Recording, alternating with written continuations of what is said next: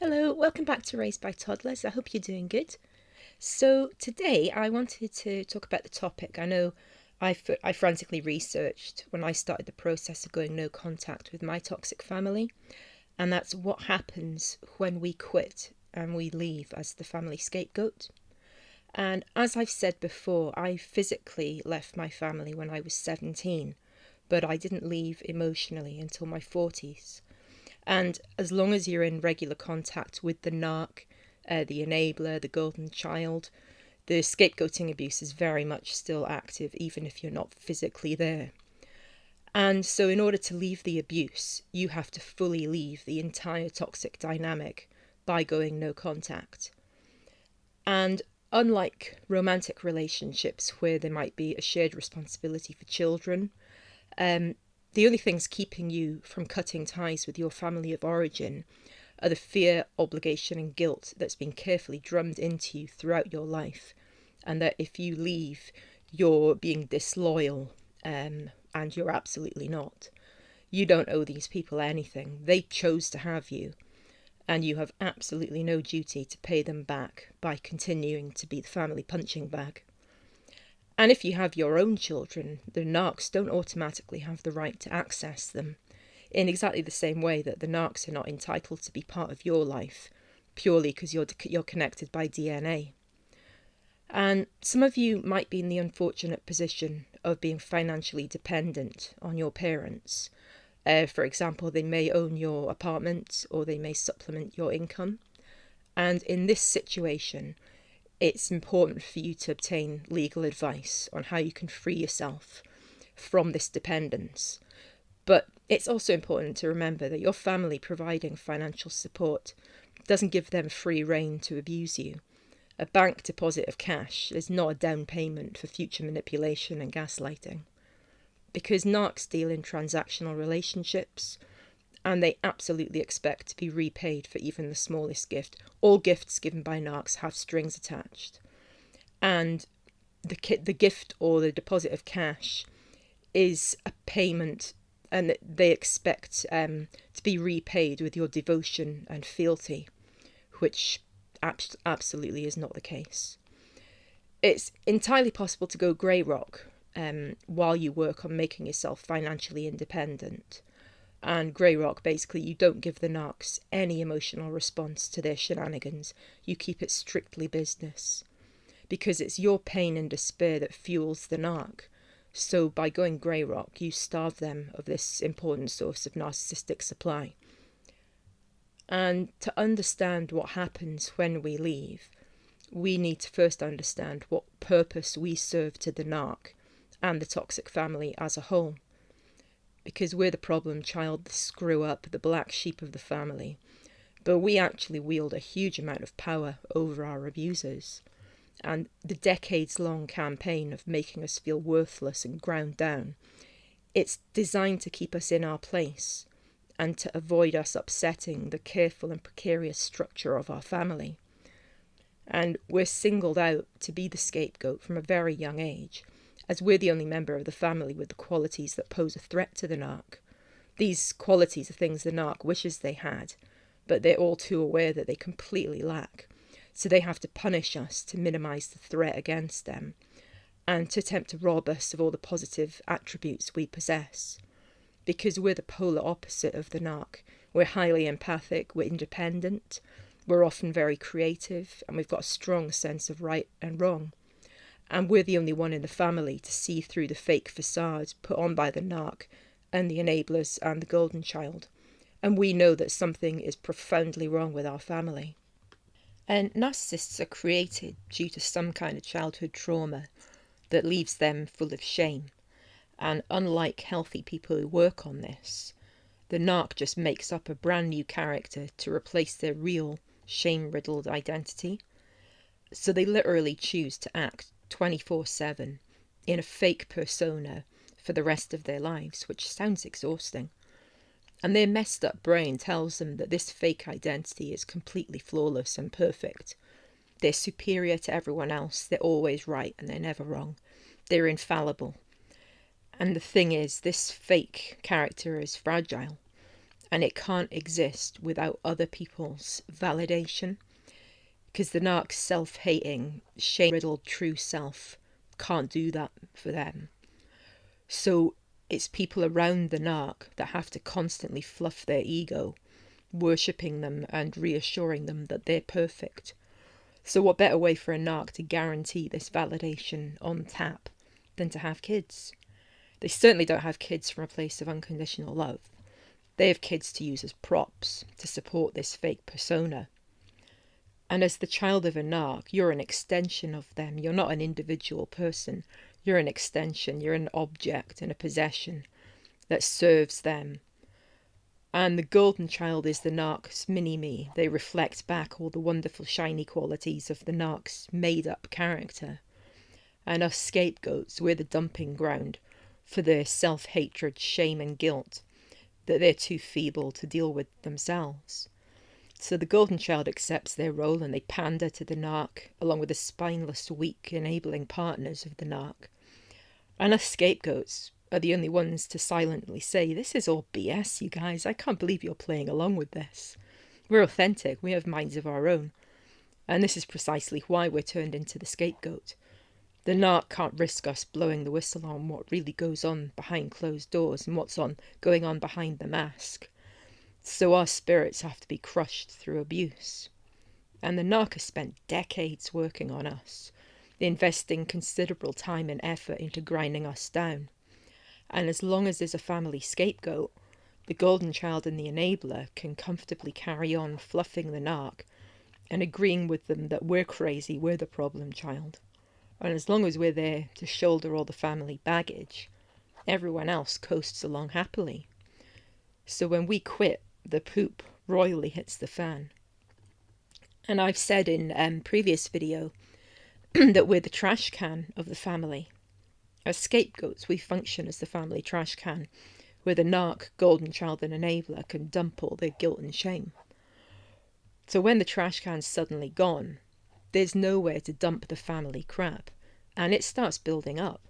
Imagine an episode of Hoarders, where someone's living in a house with 3 feet of trash on the living room floor. That's your family when you quit. And obviously that can't continue. Something has to be done to get the trash can, aka you, back in your place. So when you quit by going no contact, the narc will use a variety of tactics to get you back, which is why it's so important to block any weak spots they may try to exploit. And when I went no contact, I actually did it right in the middle of a dose of silent treatment dished out by my narc mother. Because silent treatment, although it feels terrible at the time, it provides us with a golden opportunity, as when the narc is cold to us, they're hot on someone else. In other words, they're busy love bombing and grooming some random schmuck to provide them with attention and validation. Their head is turned and we can quietly tiptoe away, with them being none the wiser. Because it took a couple of months for the penny to drop for my narc, because she's not very bright. You know, the shiny new cult member didn't work out, and her attention turned back to me. And it's like, why haven't I begged her to talk to me yet? It never usually took months. I would always go grovelling back, trying to initiate conversation again. And this time it didn't happen. My mother would be like, what's going on? And of course she was not prepared to break the silence, as this would dent her fragile ego. So instead she used my golden child brother and spineless father as flying monkeys. These are basically agents of the narc that do abuse by proxy. And they didn't say outright, talk to your mother. It was more a case of, tell me how sad and pathetic your life is so I can run back to your mum and tell her. And I stupidly fell for this initially because the silent treatment had done a number on my mental health. And my narc's perverted little brain was satisfied with the knowledge that I wasn't doing great. And this gave her exactly what she wanted. But I snapped out of it and I began grey rocking the flying monkeys, which is basically where you don't give them any emotion. You just give them yes, no, okay, whatever kind of responses. And ultimately, I blocked them. And I think I've mentioned before, my family only communicates with me through email and text. And my therapist said that verbal communication is too spontaneous for these losers, as it's harder to maintain all the lies. So written communication is much easier for them. And there's the added bonus of intentionally sending that red notification and then not actually replying, just to be that extra bit cruel. And this weird non-verbal thing, all that meant, all I had to do was block my family's email addresses, mobile numbers and social media, and turn off my voicemail function just in case, to go no contact. I didn't announce it, I just blocked them. I also obviously stopped sending greetings cards in the mail, things like birthdays, Mother's Day, Father's Day. And I was stressed out for the first few months of no contact. So my advice to you is to use this time to get yourself into trauma therapy, research the heck out of narcissism, and build up your self-esteem. I spent the time I quit alcohol, I cleaned up my lifestyle in general, got surprisingly fit, and in turn this made me feel invincible. I felt the best I felt in my entire life. So when we're starting to heal and do vital self-care, all is seriously not well back on the ranch, as the narc is undoubtedly throwing tantrums of biblical proportions. As I'd blocked the family's channels of communication, I've no idea if they sent any hoovering messages to try and suck me back into the dysfunction. I know from reconnecting with long-lost relatives that both my parents have a penchant for sending long rambling rants to people who dare defy them. So I expect that's probably what happened, probably after a period of love bombing. But it all just went directly into my spam filter and trash. So the first real indication I got of how the family was doing came at Christmas. And I mentioned before, my family can't be bothered learning anything about me. So they'll either send bizarre, inappropriate gifts, or they just lazily deposit cash in my bank account. And nothing happened this year, and nothing happened on my birthday. And narcs deal in transactional relationships, so to them, money equals love. And this was a clear message telling me, you've been bad, so F you. And if you want money, you have to come back. And the expectation was that I come crawling back, learning my lesson that ignoring them means I get cut off. So that's why it's so important for those of you who are financially dependent and connected to your narcs to get legal advice before going no contact.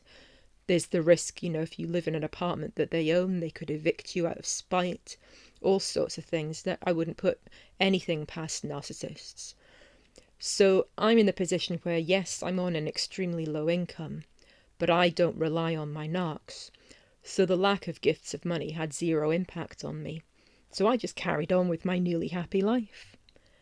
And January came, and lo and behold, I received both a Christmas and birthday card signed by my mother, officially breaking her silent treatment, which must have seriously peed her off. And I opened the cards in front of my therapist, as I was anticipating an abusive rant. But it was just the usual emotionless name and a kiss. And it was clear these cards were a panic move, because it was January and Christmas and my birthday were long gone. And they must have noticed that the lack of Christmas or birthday money hadn't enticed me back. And these cards went in the trash, and I've continued no contact. And narcs are profoundly lazy creatures, and if they can't get you back, they'll reach for the nearest target to take your place, aka the golden child or the enabler. And I imagine that my brother and father are having a horrendous time right now as they incur the wrath of my mother, becoming the new family trash can. And I'm keeping vigilant. I expect the next thing that'll happen will be another Hoover attempt sent through the post. It'll either be a love bomb gift for Easter, or a guilt-trippy dramatic letter relating to a medical emergency, as my parents are aging and my mother's a hypochondriac. I intend to stand my ground, as I've essentially deprogrammed myself and the old tricks don't work on me anymore. And I guarantee I'm being smear campaigned all over town. But truth is on my side, so I've got no need to defend myself and get hoovered back that way. So to answer the question, what happens when we quit as the scapegoat? Well, the tables turn in our favour. The narc loses decades of investment in us, and the golden child and enabler lose our protection.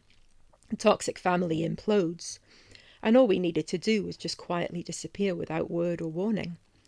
For the problem child and loser of our families, we finally realised that in fact we were actually the most important member. So with that, I hope you managed to resign as scapegoat and leave your dysfunctional family to descend into chaos while you enter a new chapter of your life. A chapter where you realise your worth and you heal from the trauma that you've been put through. So I'll see you next time, and in the meantime, take care of yourself. Bye for now.